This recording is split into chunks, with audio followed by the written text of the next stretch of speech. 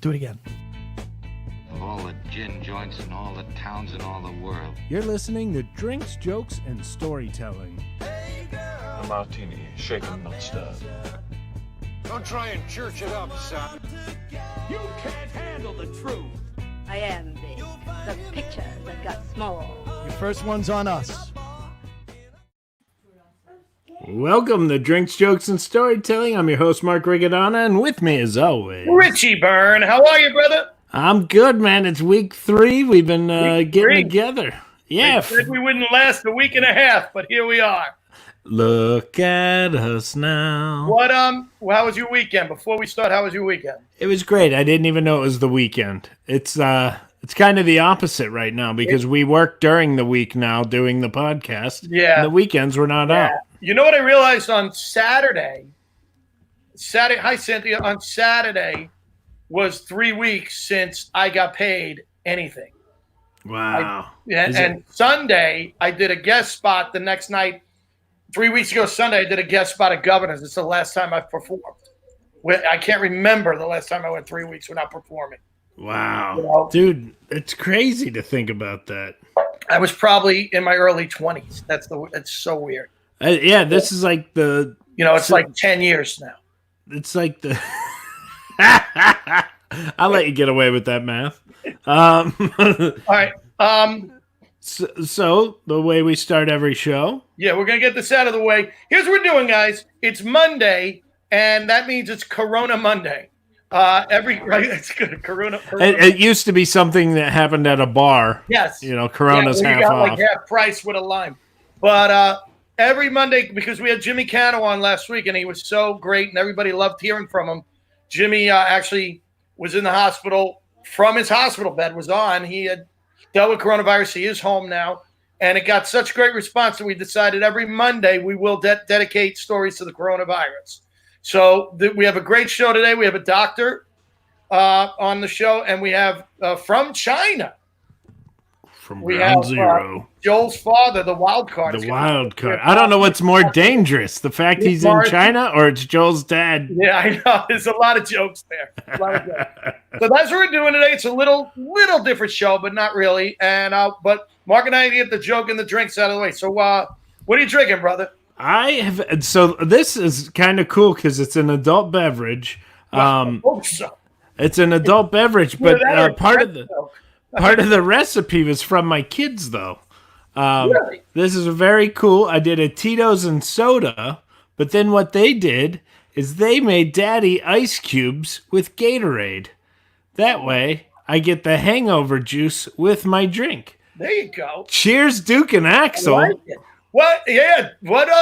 Duke and Axel kicking it, going old school. What? What was it you got me on New Year's Eve? You told me to pick up. That's good for that. Oh, Pedialyte. Pedialyte is the hangover. It's the best. And if you make a drink with Pedialyte, you're putting in all the electrolytes with your vodka. So I'm going vodka today. We're both vodka tonight. Vodka on the rocks. Nice. But are your rocks made out of Gatorade? My rocks are made out of human flesh. Oh, beautiful. What do you mean in the glass? So what's your joke, brother? You got a joke for me today? Yeah. So hanging out at a clubhouse out on a golf course, and a woman comes running in. She comes running. She goes, oh, my God, I got stung by a bee. And there was a doctor sitting there, and the doctor turns to her and says, where'd you get stung? And she goes, between the first and second hole. And he goes, ooh, you got to widen your stance. That's a good one. I like that. Silly, but... Okay, and one other thing we're going to do today before we start. Unfortunately, a true legend in the comedy world passed away on Saturday night into Sunday morning. If you'd ever been to Dangerfields, if you're a comic and you work there, if you ever went there, the waiter, Chario Antonio, he's been there forever. Day one. And there he is there. We took that picture March 3rd, Mark. Actually, that was he lost quite a bit of weight. March 11th. What am I talking about? March 11th. And Chario was a great, great guy. He'd been there for 50 years. He he used to. I had not gotten to Dangerfields for a couple of years, and I only went back a few months ago, and I'm really glad I did because I got to really get back in contact with Chario and see him. And the last few months, I would be doing my show, and because if you go on like a Tuesday night, sometimes there's only like 6, 7 people in the audience, so you work a lot of new stuff. Mark knows what I'm talking about. Yep. So I'd be on stage, and Chario would be the only waiter. So I'd start making fun of him, and I'd be like, "Man, you're old. Look at how old." And then I would bring him on stage, and he would tell terrible old jokes, and love it. And he thought it was the greatest thing. He thought it was the greatest thing. Couple of months ago, Mark, I actually said he was working, and I'm just going, man, how fucking slow can you be? You know, like I'm on, and I'm going, look at you, look at this, Jesus, you're old. Oh my God! And I just kept doing it, and finally he just looked up, and with that, he was from Greece, he was Greek, and with that Greek accent, he just looked up at me and he goes, "Fuck you!" And the audience went crazy. And after the show, he comes up, he goes, "I got the biggest laugh of the night. I got the biggest laugh of the night." And he was really excited about it. And I'm glad I gave him that moment, because he really loved that. And something about him that I always loved is, if you ever watched a Rodney Dangerfield comedy special, he's there. He's been in this country for 200 years, and he still had a horrible accent you can barely understand.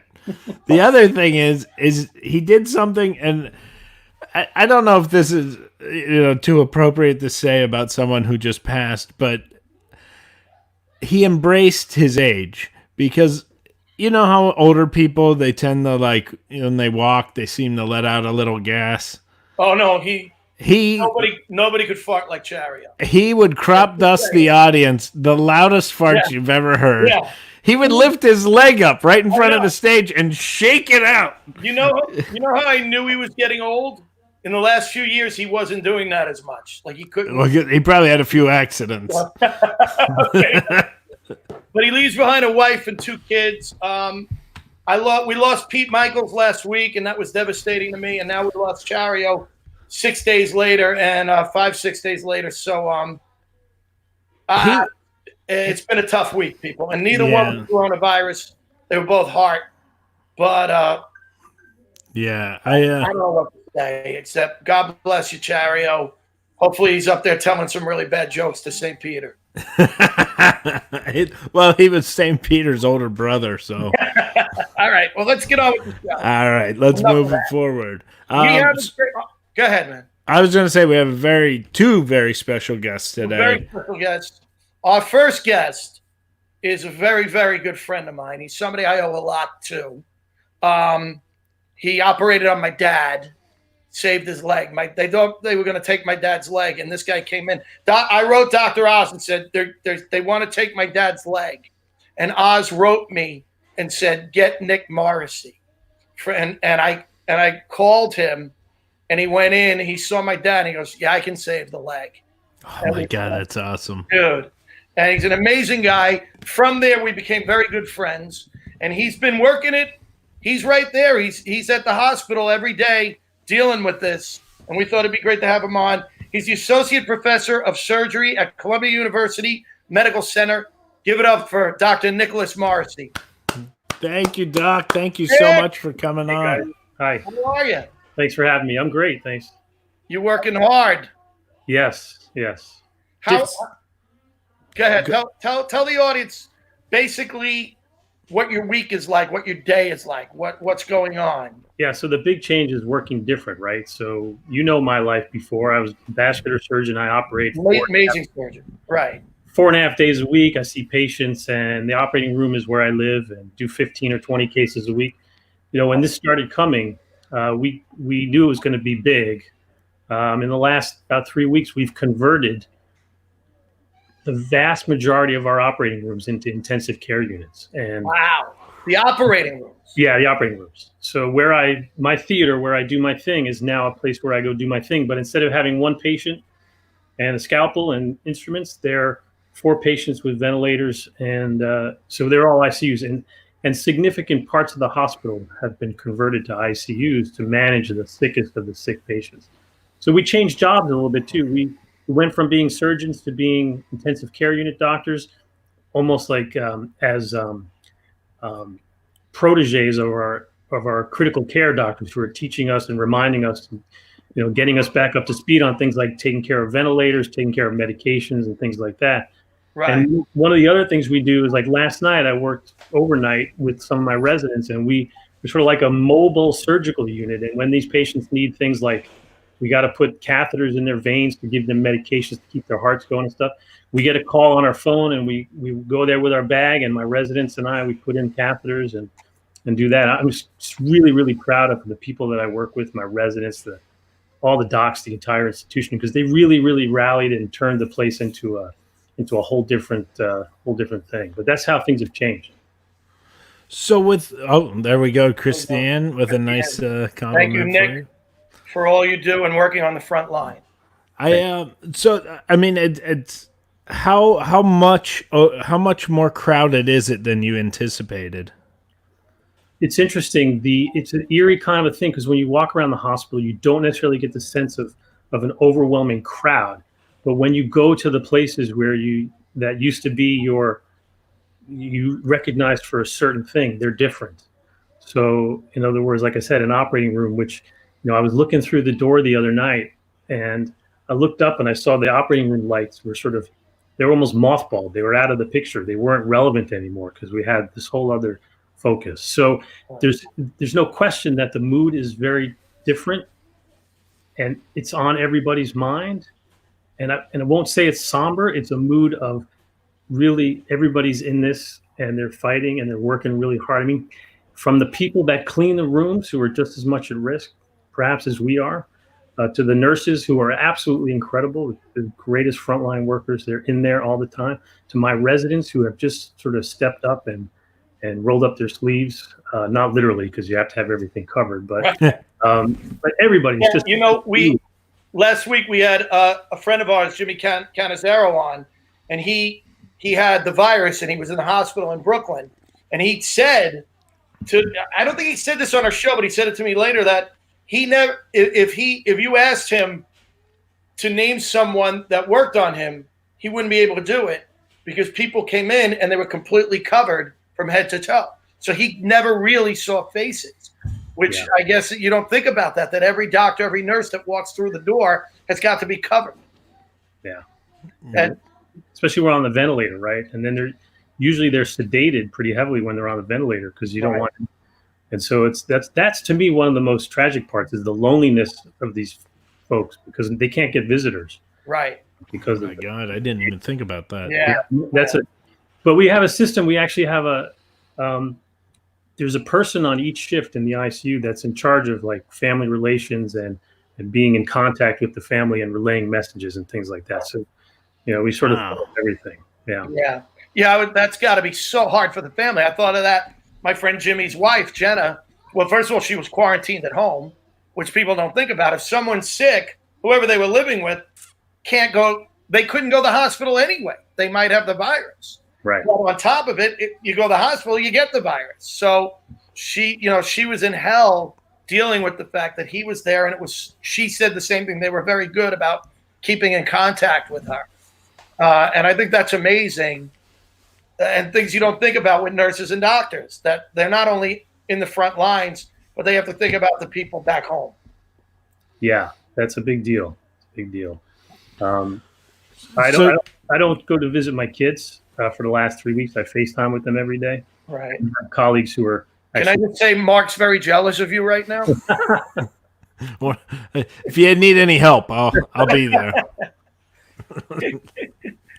I have 3 weeks with that's all I do. Yeah, Mark's been with his boys. Mark has 2 boys, so. I'm watching my wife try to wrangle them out of the room.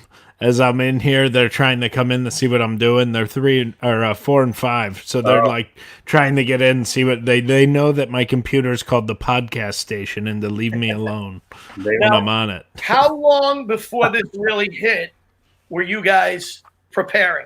Did you see it being this bad? Did you think it was going to be worse? What were there meetings about it? Hey, here's what's going to happen, or was it more, wow, this is getting worse than we thought? It's hard to say when we started talking about it. It probably goes back well into February. I remember driving somewhere on March 1st. And I remember, because I don't usually drive, but I was listening to the radio, and the big thing on the news on March 1st was that the first case in New York was getting tested to see if somebody had it. So that's a month ago, and we're up to 100-something thousand cases. So it rolled really fast. I think we all knew it was coming, and I think there was a plan in place based on what the projected needs would be. And I think that's why they were able to execute it on the level of the hospital and the institution so quickly. To convert these rooms so fast, so that one day they're in an operating room, the next day they're in ICU, and then a day later they're full. That's a pretty phenomenal feat. Yeah. And there was a lot of anticipation. I don't think there was an expectation of the exact magnitude, but I think everybody knew it had the potential to be big. Right. And have you seen people go home though? Have you seen patients get better? So we don't. One of the things about sort of our roles is that we don't have a tremendous amount of continuity. That's true. Right. But we're taking care of the folks in the ICU, and the ICU patients, they do tend to get better and leave, but it takes a long time with this disease. Whereas if you're on a ventilator in most types of diseases, you're on for 3 or 4 days. The coronavirus disease in the lungs causes people to require like 2 weeks on the ventilator. So you may not. But people are recovering. If you look at the statistics online, most people do recover. But there's enough of a number of people who really suffer badly that it makes the magnitude of this really bad. Right. There's part of. Oh, go ahead. Go ahead, Mark. Go ahead. I was going to say, there's part of this. It kind of feels like the book "I Am Legend." We're part of it, like from an outsider of New York City. I lived there for a long time, but now I'm not living there. I kind of feel like that it must have that kind of vibe. That it's like, I feel like the end of the world almost vibe. It is like that. When I was a fellow training in 2001, when 9/11, actually I was my first year in practice, 9/11, and that was the day that, everybody's head was like that surreal, where are we kind of a thing. This is kind of like that, and it's not slow motion, but it's more prolonged. It's like every day in some ways is like that. It's the thing that's on everybody's mind. And so and you look outside, the streets are empty. It's a whole different world. It's a very surreal feeling. I don't think people on that are working are not, at least the ones that I work with on a regular basis, they're tired, but people are not getting discouraged. They're hanging in there pretty well. Yeah. Because, that's interesting. Now you're military too, right? In the past, I was in the reserves. Yeah. You're in the reserves. And did you feel any training from that has helped you with this, to what to expect, or? Yeah, because we did a lot of training on things like mass casualties. We did training on things like triage. Because it sounds almost like a MASH type of setup, but with, higher tech. Yeah. High tech MASH.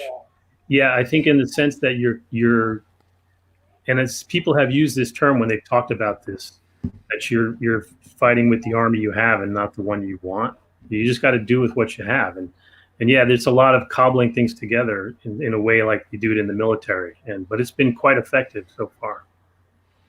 Has anyone applauded you yet? Have you had any of that where, people applaud at the different hospitals and things like that? Have you seen any of that, or? We've seen, like, when I go out of the hospital onto Broadway before I get down to the subway, there's been people out there with signs. My kids participate in that 7:00 at night thing, and they clap out the window and they send me videos of that. And I've actually been able to hear it a few times, and I think it's incredible. Wow. All around the city, people at 7:00 for 2 minutes. And it's really something. That's great. Cool. Yeah. Listen, on Facebook and stuff, all my friends and people that I've grown up with, I get texts all the time checking on my well-being and thanking me. And, I feel very safe. I know I'm exposed a lot, especially now that we're dealing with the patients one-on-one, but we have plenty of protective equipment, and we studied again how to use it, because you don't always use it all the time, and made sure we were good at it. I know I'm exposed on a continuous basis, but I feel healthy. I feel strong, and I know I've been following you on Facebook, and I know you're still running a lot. Yeah, Which, well, that's my COVID test. I told you, right? Yeah, as long as you can run, you're breathing. Yeah. Right. So I'm in a lot of trouble then. I was about to say. I've had this virus for about 5 years, Nick.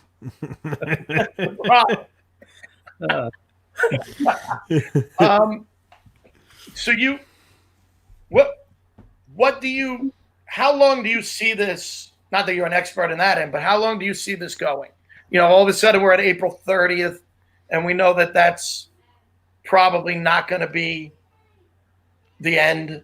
And Cuomo talked today that we're kind of leveling off, maybe. Yeah. I mean, I don't mean to put this on you, but what do you? Well, no, but I think it's a question that everybody should be asking themselves and look at the data, look at the numbers. I look at that. There's Johns Hopkins has a tally. If you go to the Johns Hopkins public health website, there's a thing that puts the worldwide cases in the cases, and it refreshes every hour. And you can see that I think the numbers are leveling a little bit. And I think in New York, there has been a bit of a change. The number of admissions to the ICUs are down. The number of discharges are going up. So, and if you look at other countries who have gone through it, Italy being, I think, the worst in terms of the sustained peak. Right. As far as we know, because we don't believe China. But that's true. That's true. I think they probably had a lot more deaths than they said. But I think there's reason to believe that come April 30th, we may be on a downslope in terms of new cases. And we may start to be able to, bring some things back to normal. One of the things that I think is key, people want to go back to work. They want to go back to life. There's going to start to be some more widespread testing for antibodies, which means they check your blood. And if you have antibodies to it, that means you've had it, but you may not have it anymore. And then we can identify people who are called convalescent, and they can maybe go. So to that point, not to do too much of a plug, but Columbia and some other places are doing a study where they can test patients who think they've had it or have had it and make sure that they don't have the virus anymore. They swab them, say, okay, you don't have virus anymore, but you have antibodies. And those people can then go to the New York Blood Center and donate plasma, which can then be used in a study to give to really sick people to try to shut down the disease. So there's a lot of hope in that respect. So even if I haven't had any symptoms. Yeah. Actually, the funny thing is I have, but you cough once and you flip out now. That's true. What I mean? True. You know what I'm saying? You wake up and you feel a little achy and you go, "Oh no, I'm old. It's okay." But but should everyone then get tested to see are we at the point yet where they can say you've had it, you're over it, go give blood because that can help someone who's really sick, or are we not there yet? Those things are being done under the auspices of a clinical trial. So there are certain criteria that are required to get you into that. And most of the time they want to confirm that you've at least symptomatically probably had the disease, because there's limited resources to be able to test people for both. And so they want to try to make sure that the people that are coming in are probably going to turn out to have had it. I think down the road, it'll open up. And, one of the funny things I've noticed is that when I talk to people outside of my world, I hear more stories about them having had it, that they know having had it, than the people where they're swimming in it, in the walls where I am. I know most of us probably, or a lot of us have had it, but I hear about a lot more on the outside. Yeah. Well, do you think, again, is that the herd mentality where being around it all the time might help you build up an immunity to it, or? There may be. It may be that we're the walking well. A lot of us have had it and gone. Yeah, you fought through it. Yeah, but there's no question. I don't want to minimize the numbers, because a lot of healthcare workers have gotten really sick. Yes. But we have a smart system for protecting ourselves, and so I think you don't see a lot of people or anybody where I am sort of backing down from getting into the fight. Right. So. And what do you have any take on this hydroxychloroquine?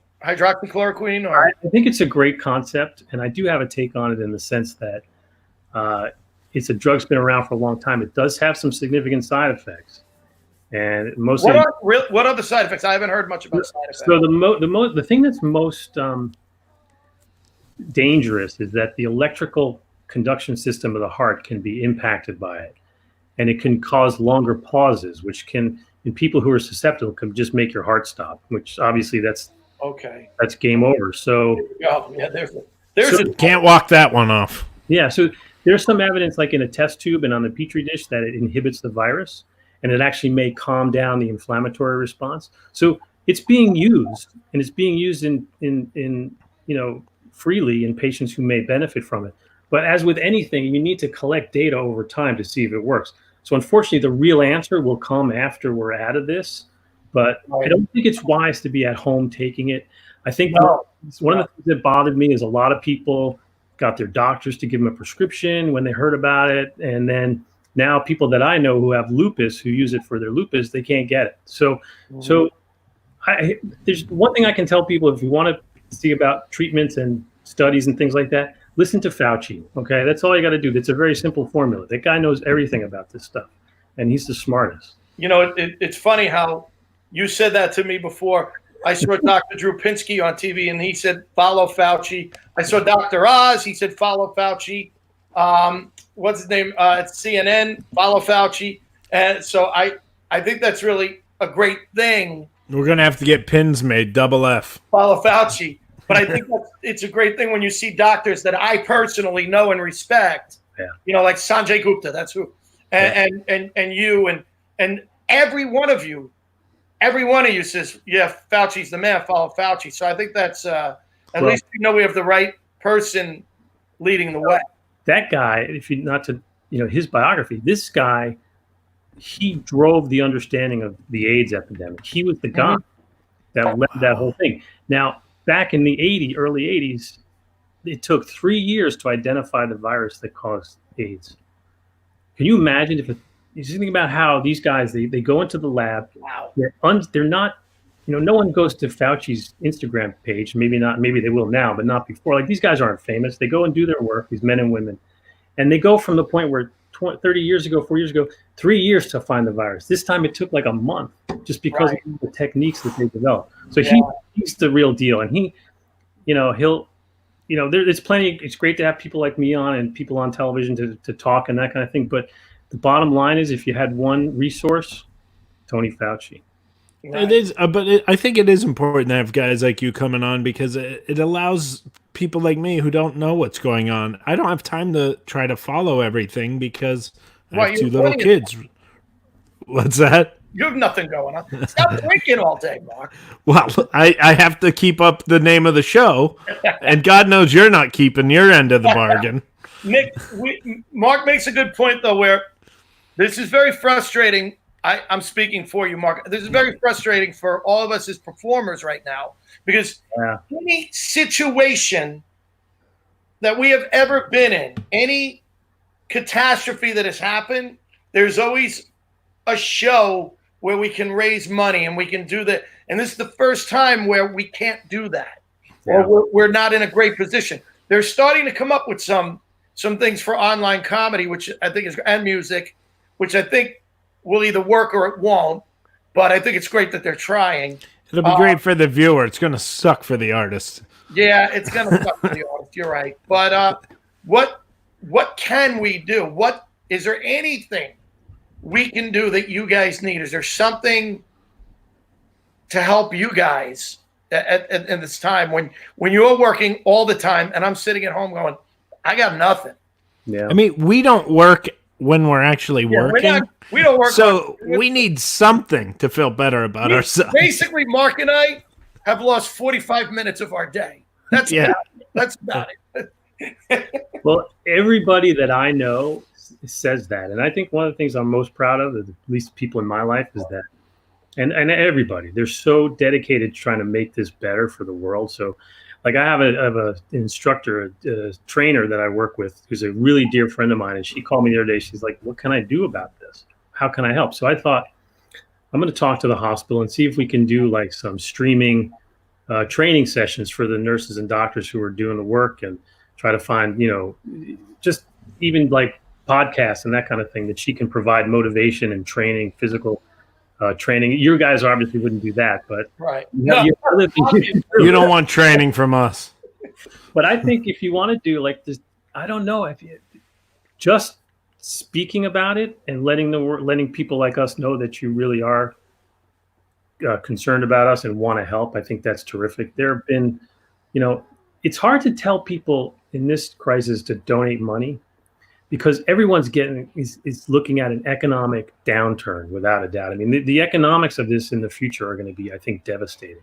So I would prefer that people take whatever their craft or their gift may be and figure out maybe a small way that they can help or provide some kind of comfort to even just a small number of people that are doing the work. And then I think everybody's really doing the work emotionally. There's so many people that say, oh, I feel like I'm not doing anything. But trust me, we know that you're there, and just the expression of gratitude is worth it. Wow. Thank you so much, Doc. You don't know the expression of gratitude that we really have. And Thank you. You guys Richie, you can do a workout video for us. You guys are so true. You're true here. Hey, I've been walking 4 miles a day, my friend. You see, if we could get Richie in an all gray sweatsuit doing yoga on camera, I think we would all be better. And drinking, but Nick, you guys, it's our president keeps saying we're at war, and it's what we're watching. You guys are the front lines, man. Front line in our own homes. Yeah, and that's pretty much a first for our country in over 200 years. So we couldn't have better people in the front line, Nick, I guess is what I'm saying. You're a great doctor. You're a great friend. And we'd love to have you back. Please come back. The only thing I would take a second and say, the one thing that really, to me, is most impactful, when it's bad, it's really bad. And I feel my heart breaks for these people that are going through this and their families. And I know you guys all get that. And I think that's really just the magnitude of it is really compelling. So we'll get to the other side, and your guys doing this kind of stuff is extremely important. So I appreciate it. Oh, well, we appreciate you. Thank you so much, Nick. We'll talk to you soon. We'll have you back soon, okay? You got it. Thank you very much. Give it up for Dr. Nicholas Morrissey right there. That was awesome, man. How about us sounding smart? I know. That's why I didn't say much. You didn't say a word, man. Was I prepared? You were. I was good. Buddy, I'm so proud of you. All right. I feel like you just hit a home run and Daddy's in the stands clapping. That's my boy. That's my boy. I think we need to dumb it down a little bit, and I can't think of two people better to dumb the show down. I got good news and I got bad news. The good news is we're already dumb as you can get. The bad news is wild card dropped out. He was online. So we're gonna bring out Joel. And then, if the wild card can get back on, we'll have him on. But Joe, why don't you come back out, baby? Yeah, the wild card has some firewall issues because he keeps going on the VPN. Whoa, there he is! There he is, ladies and gentlemen. The one, the only, Mr. Joe Richardson. From Ground Zero. My fellow Americans. Okay. Look at you. Look at you. Dude, can I ask you something? You've been eating any bats lately, you son of a bitch? You've been eating some bats? Yeah. I noticed. Asshole. Are you kidding me? That's good. Wear a mask while you do this so no one can understand a fucking word you say. That's great. My son's pissed off. His favorite superhero is Batman. He is really pissed off someone's eating bats. I have a video I can send you guys of the guys up in Wuhan eating bat soup. Ooh. Right. And the guy's talking in Chinese, and he's explaining that you should cut the head off first before you eat the bat. I gotta say, so here's something that made me. I was gonna say in front of the doc, but it was one of those things where I didn't want to look like an idiot. In the book, I Am Legend, the reason that guy survived this outbreak was he was bit by a bat in Korea that was infected by the disease that killed everyone else. So he was immune to it, and he was the reason. Is there any correlation? Is there? Yo, when did you go back to China? November. And when did the virus hit in China? December. When did you serve that bat soup to those people? I think it's a social disease, my friend. It hit in December. Okay, a doctor in Wuhan found the virus in December, but the Chinese government, and I could be blocked out at any time for talking about this, guys, just to let you know. They really? blocked it. Yeah, I'm going through the Chinese firewall, and if they don't like what I'm doing, I'm gone. So the doctor found the virus, but they covered it up. They totally covered it up. And Right. if they would have addressed it at that point in time, there would have been far less contamination across the board than. Well, I'm sure you're going to be cut off any moment. Yeah. I mean, my God, you went right. Welcome to my world. You went right for the jugular. You didn't even buy the Chinese government dinner. No, hey, it's the Chinese virus, right? He's busy fingering turkeys. I'll be on the phone with my dad, and he'll say those words: China, communist, business. He'll get cut off, and then call me back and explain again why he just got cut off, and then say the words. I get cut off again. And that is why you are the wild card. So, Joe, where are you in China? I'm in Shenzhen, China, which is the southernmost city in China. And the next, if you go across the border, you're in Hong Kong. Okay. Oh, wow. All right. And how are things there? They're starting. This past week they've really started to lighten up. Most of the shops that have survived this time are starting to open. The grocery stores are open. A lot of the restaurants are starting to open. They're allowing more social interaction between crowds in the community. So Bat soup is on sale. What's that? Bat soup is on sale. No, bat soup's been taken off the menu. I imagine it would be cheap as hell now. Are they still limiting people in like restaurants and things like that, like we're talking about doing here?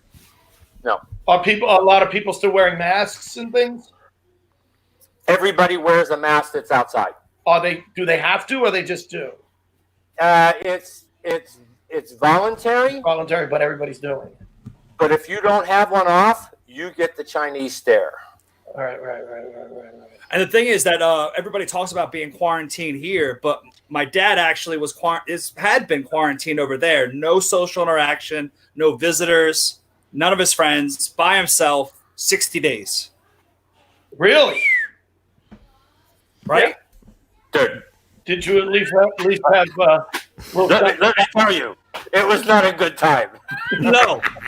Richie, whatever the end of that sentence was, no. I still have the calluses. You know what's funny? I said, did you have a little something? And that could mean like 5 different things with Joe. I'm going to just say right now, at the end of those 60 days, there was a small volcano that went off in China. Yeah, and the lights came on. Boom. Oh, my God. But he said all the places came back open. When they did open, it was full throttle. So although they've taken a little bit of time to come back open, when they did, it was full capacity. Did they have trouble? Did the government help out small businesses like they're talking about doing here? Yes, they did. Yes. And you have a business out there. That was I am a USA-based busince. Right. And you guys were completely shut down. Completely shut down. Majority of the factories are at about 70% right now. Capacity. And you're back up running. I'm back up running. Yeah. Okay, good. Thank God. Yeah. I actually went to a city. It's about an hour away. The past 2 days to do a project for one of the large retailers in the United States. We're making a condom. We're making a silicone condom for over top of the credit card machines. There was probably some other ways to explain that. Thank you, Dad. Her words, not mine. Did you see his? I don't mind being in the condom business. Are you kidding me? Oh God. All right, Yeah. guys. We're hitting the 40. Dr. Nick at this point. We're hitting the 40 mark, so we should start to wind down. We should start winding down. It's getting you were pretty much by yourself for 60 days. Correct. Pretty much. The only time, the first 2 weeks were the scariest for me because, I wasn't prepared for it, so I didn't have you don't have large refrigerators here and pantries here like you have in the United States. Mm-hmm. So you don't stockpile a lot of food. You go to the grocery store every day or every 2 days, to buy fresh food, for your meals and everything. So I wasn't prepared for this lockdown. So after about a week, I had to go out to the grocery store to get food and water, and because you don't drink the tap water here because you'll grow a third eye. So I went to the grocery store. There was very few people in the grocery store, and there was no fresh food. There was nothing on the shelf. Really? Nothing. Yeah. It wasn't until about the third or fourth week into this virus that the stores started to get resupplied with fresh vegetables and fresh meats and everything. So I guess a major question to ask you is, do you, when you go to the bathroom at your apartment, is it Western style? It is Western style. I do not do a squatty potty. No. So you still had to stock up on the paper. Were you good? Paper was never a problem here. Okay, it's an American thing. But you know why? Because we're assholes. No, they didn't see but they didn't see it coming. As far as once we saw what was happening in China, and then really Italy, everybody freaked out and ran to the store and bought toilet paper. That's the strangest thing to me. But if you guys need a couple containers of toilet paper, I'd be happy to help you out. You know. Listen, I don't want to brag here, but I didn't even know there was going to be an issue. We still haven't had to go out and buy toilet paper. Yeah, we did prepare though. My house always has about 4 months supply at all times, way before there was any kind of issue. It's in a pinch, boy. In a pinch. Just go for the pinch. It's just amazing that he has no connectivity issues whenever that happens.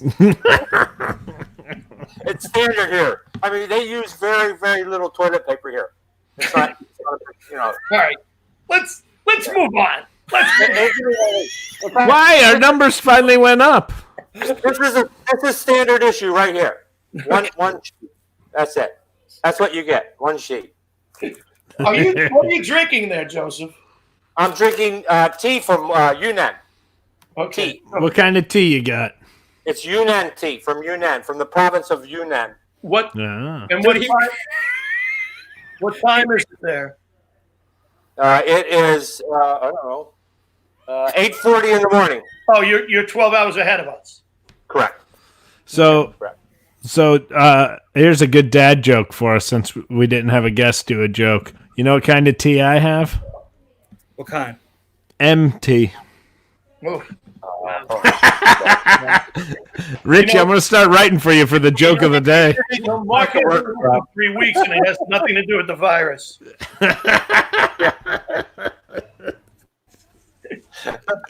So, Joe, what do you think's going to happen here? You think we'll be stuck in here for 2 months? You think it'll be? We're already 3 weeks into this quarantine.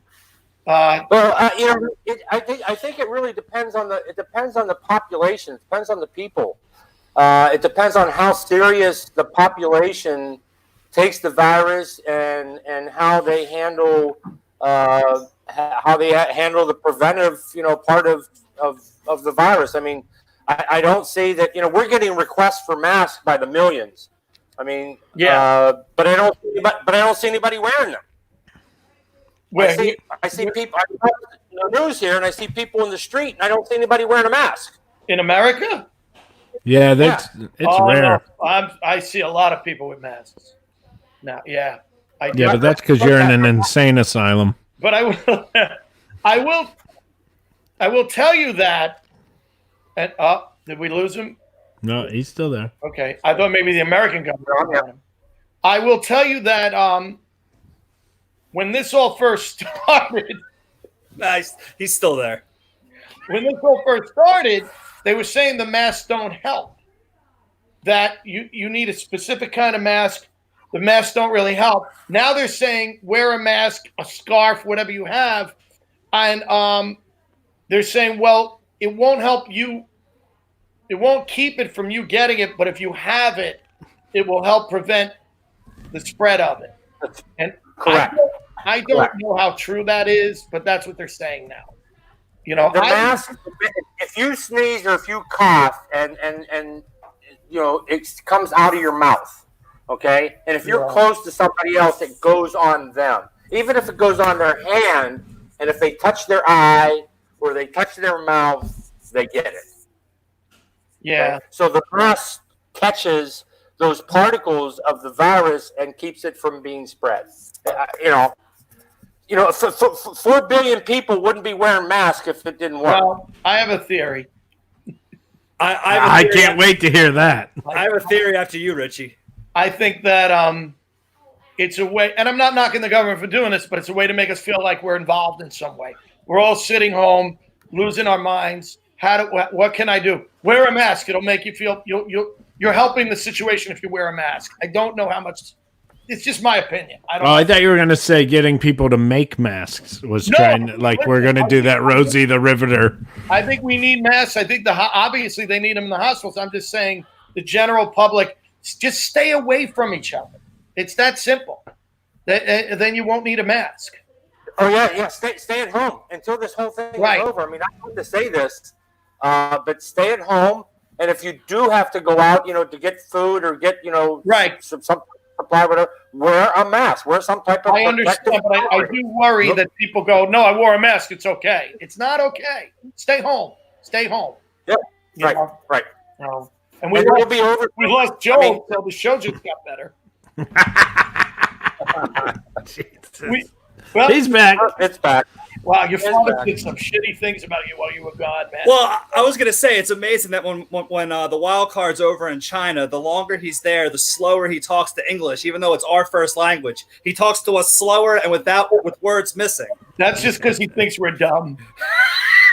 Well, no. Listen. I think the word "think" is the wrong one. He knows we're dumb. No. You get used to. There's a lot of words in the English language that are not in the Chinese vocabulary. Okay, so you get used to using, you know, and talking a certain way here, so people understand you. Well, I know there's 3 in the English language that aren't in the Chinese vocabulary, and that's "don't eat bats." No. Wild card, have you ever eaten a bat? No. Be honest. Wild cards ain't worse than a bat. I did eat some petrified eggs last night for dinner. Did you really? What's that taste like? Why were they scared? They're black. They're black. Fucking Amelia Bedelia Byrne. Yeah. Why were they petrified? What were they scared of? They bury them. They bury them for like 30 days in the ground, uncooked, and they literally rot. That smells like something I did last night. Are you? Okay. Are you? And you're in your apartment now, Joe? I am. Yes. Is that your window? Is that a window? Can you? It's my door. It's my door to my patio. Oh, okay. Because it looks nice. Is it a nice day out there? It's a little overcast, but it's okay. Yeah. I don't know. It blows my mind that it's 8:46 here. I just always think that's amazing. And they don't spring ahead. They stay the same time. We change time. So right. But we don't change time by 12 hours. So. Well, when you guys do the time change, it becomes 13 hours difference. Right. Here and there. Must be hard to figure out. Well, wild card, we appreciate you coming on, man. Yeah, thanks for coming on. We should probably wrap here. We're at 50. You guys have been awesome. Wild card, the doc. You guys, that's Drinks, Jokes, and Storytelling. Last call. Thanks for listening to Drinks, Jokes, and Storytelling.